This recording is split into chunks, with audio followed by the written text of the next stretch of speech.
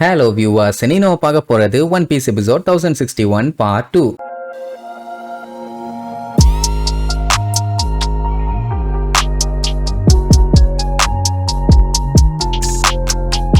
Open பண்ணா இந்த queen பைய அட்டூழியம் தாங்க முடியல. என்னோட சயின்ஸ் கிட்ட எல்லாம் உன்னால நெருங்க கூட முடியாது. நான் தான்டா பெஸ்ட், நான் எவ்வளவு பெரிய ஆள் தெரியுமா அப்படி இப்படின்னு பேசிக்கிட்டே கிறுக்கு பைய திடீர்னு இன்விசிபிளா மாறிட்டான். நம்ம பைய தான் ஸ்டெல்த் பிளாக், கண்ணுக்கு தெரியாம டப்பு டப்புன்னு மறைவான். அவ்வளவு பெரிய உருவத்தை குயின் மறைச்சிட்டான் பாருங்களே. என்னால உன்னை பார்க்க முடியாது, ஆனா உன்னால என்ன பார்க்க முடியும். மொத்தத்துல வின்ஸ்மோக்கு என்னென்னலாம் பண்ணானோ அது எல்லாத்தையுமே அப்படியே ரிப்ளிகா பண்ணியிருக்கான், ஒன்னுத்தையும் மாத்தல. சோ இப்ப நம்ம பயலுக்கு அவன் எங்க இருக்கான்னு தெரியல, சுத்தி முத்தி தேடிட்டு இருப்பான். எனக்கு என்ன ஒண்ணு புரியலன்னா, அவன் உருவத்துக்கு என்ன சஞ்சிய போய் தொட்டுட்டு அங்க எங்கன்னு ஓடிட்டு இருக்க போறான். எங்க இருந்து சத்தம் வருதோ அந்த பக்கம் 4 மிதிய போட்டா போதும், எங்கிட்ட அடிச்சாலும் அவன் தொந்தி முந்திட்டு வந்து நிக்க போகுது. அவனை கண்டுபிடிக்கலன்னு அங்க எங்கன்னு தேடிட்டு இருந்தவனே பேக் சைடு என்னைய கண்டுக்காம விட்டுட்டியே சஞ்சின்னு சொல்லிட்டு அட்டாக் பண்ண போவான். நம்ம பையன் பாத்தீங்கன்னா இப்ப டப்புன்னு காணாம போயிட்டான். இதை அவன் எக்ஸ்பெக்ட் பண்ணவே இல்லை. என்னதான் இப்ப அவன் சூட்டு போட்டு இன்விசிபிளா மாறாட்டியுமே அவனால வேகமா மூவ் பண்ண முடியுது, அதனாலேயே அவனை கண்டுபிடிக்க முடியல. ஆனா குயின் அதுலயும் உசாரு. எவ்வளவு நேரத்துக்கு அவனால இப்படி வேகமா மூவ் பண்ண முடியும்? எப்படி இருந்தாலும் போக போக போக எனர்ஜி டவுன் ஆகும். அப்ப ஸ்லோவால அந்த டைம் மாட்டிக்குவான். அப்ப அவனை ஒரே புடியா புடிச்சு ஒத்தி அடி அடிச்சு மண்டையெல்லாம் உடைச்சு கம்ப்ளீட்டா அவனை காலி பண்ணிடுவேன். இப்ப அவனோட டாக்டிக்ஸே ரொம்பவும் மொக்கையா இருக்குது. அப்படி இப்படின்ட்டு அவன் ஒரு சைடு பிளான் பண்ணிட்டு இருக்கான். இங்க நம்ம ஆளுக்கு என்ன பண்றதுனே தெரியல. அத்தாதண்டி பாடிய மறைச்சு வச்சிருக்கான்னா இது என்ன சாதாரண விஷயமா? அந்த டைமுக்கும் போது அந்த சூச்சிங்கிற எலி அங்க வந்துரும். அது இப்போ குயினோட காலு கீழே தான் இருக்குது. பட் குயின் அங்க இருக்கான்னு சொல்லி யாருக்கும் தெரியாது. அதை காப்பாத்த அந்த ஒசமை வேற அங்க வந்துருவாளா? அதை பார்த்த உடனே அவனுக்கு இன்னும் கடுப்பாயிரும்.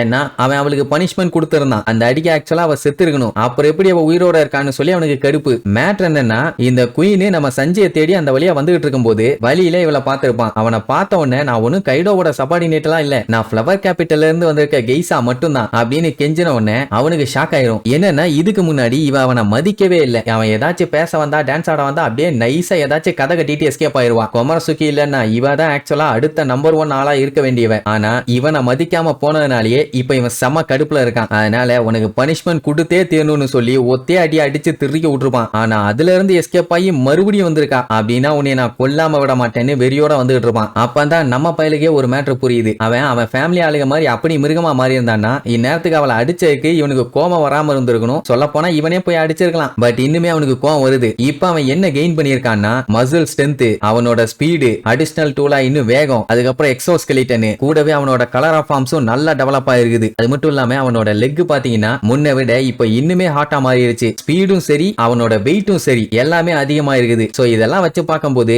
அவன் அவங்கள மாதிரி எல்லாம் மாறல, அவனோட பாடி மட்டும் தான் டெவலப் ஆயிருக்குது. சோ இப்பவுமே பைய தெளிவா தான் இருக்கான். என்ன ஆனாலும் சரி ஒரு உமனை யாரும் அட்டாக் பண்ண கூடாது, மெயினா உன்ன மாதிரி டைனோசரா மாங்கா மாண்டையா அப்படின்ட்டு வந்த வேகத்துல அவனை ஒரே மிதி திருச்சடிச்சு போய் விழுவான். ஐயோ குயின்னு பதறுவா. உடனே அவன் நீங்க ஒண்ணு கவலைப்படாதீங்க, அவனை நான் பாத்துக்கிறேன்னு சொல்லிட்டு அந்த எலிய கையில எடுப்பானா. அந்த டைமுங்கும் போது குயின் மறுபடியும் எந்திரிச்சு வந்துருவான். இவனை என்ன அடிச்சாலும் இவன் அடங்க மாட்டான் போலயே. டே சஞ்சி என்னையவே அட்டாக் பண்ணிட்டான்னு சொல்லிட்டு மறுபடியும் அட்டாக் பண்ண ட்ரை பண்ணுவானா. அதுல இருந்தெல்லாம் நம்மளால எஸ்கேப் ஆகி அவனுக்கு கேப் விடாம அடி கொடுப்பான். இப்போ ஃப்ளேம் பாத்தீங்கன்னா ரெட் கலர்ல ப்ளூ ஃப்ளேம், அனல் பறக்க அடிச்சு தெரிய விடுறான். உடனே குயின் பார்த்துட்டு அப்படின்னா இதுதான் அந்த ஜெர்மாவோட பவரா, நல்லா இருக்குதும்பா. அது இன்னும் அவனை வெறியேத்தி விடும். அடி வாங்குறதுக்கு என்னென்னலாம் அளவெடுத்து பண்ணணுமோ அது எல்லாத்தையும் பண்றாயா. குயின் சும்மா இல்லாம நீ என்னதான் இல்லன்னு சொன்னாலும் அந்த ஜெர்மா பவர் உனக்குள்ள இவால்வ் ஆகி வந்திருக்குது, அதை மாத்த முடியாது அப்படி இப்படின்னு. நீ எப்படி இருந்தாலும் ஜட்ஜோட பையன்தான், அந்த பவர் தான் உனக்கும் வந்திருக்குது அப்படி இப்படின்னு அவனுல பத்தியே பேசினோன்னு அவனுக்கு ஷாக்கு, ஒருவேளை இருக்குமோன்னு. ஆனா இப்போ ஓரளவுக்கு கிளியர் ஆயிட்டான். அவன் என்னதான் சொன்னாலும் இருந்தா இருந்துட்டு போட்டோம், இதுக்கு முன்னாடி என்னோட பாஸ்ட் அந்த மாதிரி இருந்துச்சு,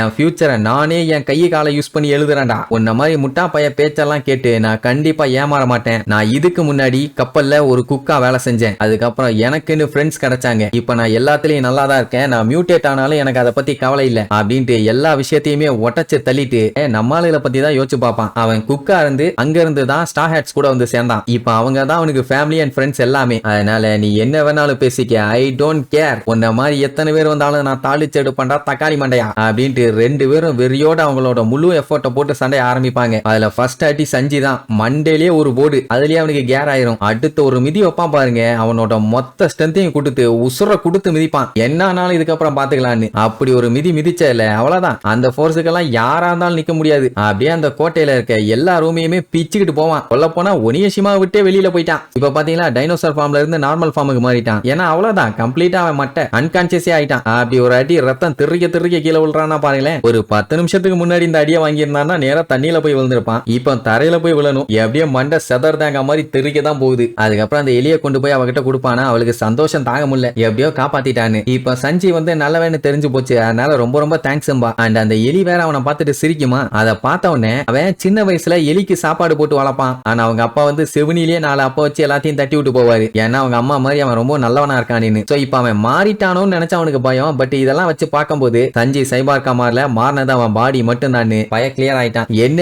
அதுக்கு மேல பேச முடியல. பேச ட்ரை பண்ணிட்டு அப்படியே மயக்கம் போட்டு பொத்துன்னு விழுந்துருவான். அப்ப அப்படியே அவங்க அக்கா சொன்னதை காட்டுவாங்க. என்னன்னா சஞ்சியோட அப்பா தான் ரொம்ப ரொம்ப மோசமான ஆளு.